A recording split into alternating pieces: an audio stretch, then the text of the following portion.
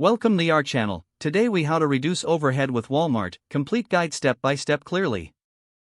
To effectively reduce overhead with Walmart, start by analyzing your current expenses. Identify all areas where costs are incurred, including rent, utilities, labor, and inventory. Next, evaluate your supply chain efficiency. Consider using Walmart's bulk purchasing options to lower material costs. Look into Walmart's vendor-managed inventory system to optimize stock levels.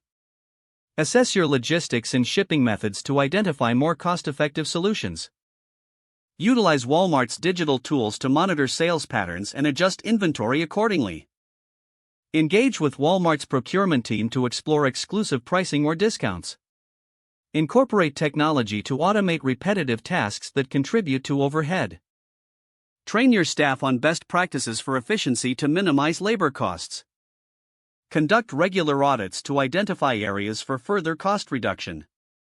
Finally, revisit your partnership with Walmart periodically to stay aligned with evolving opportunities.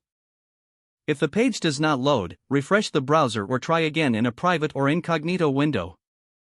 Make sure you are using the correct email address, then retype it carefully to avoid small typos.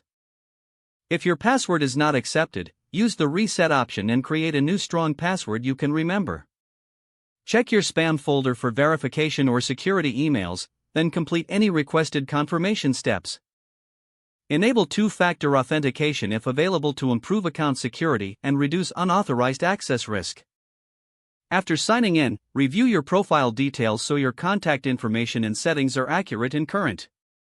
If you see an error message, note it down and try again after restarting your device and internet connection. Log out when you finish, especially on shared devices, to keep your account and payment information secure. If the page does not load, refresh the browser or try again in a private or incognito window. Make sure you are using the correct email address, then retype it carefully to avoid small typos.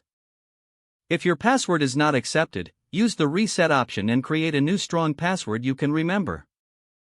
Check your spam folder for verification or security emails, then complete any requested confirmation steps.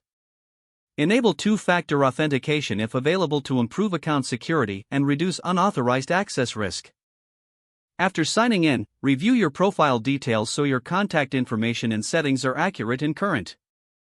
If you see an error message, note it down and try again after restarting your device and internet connection.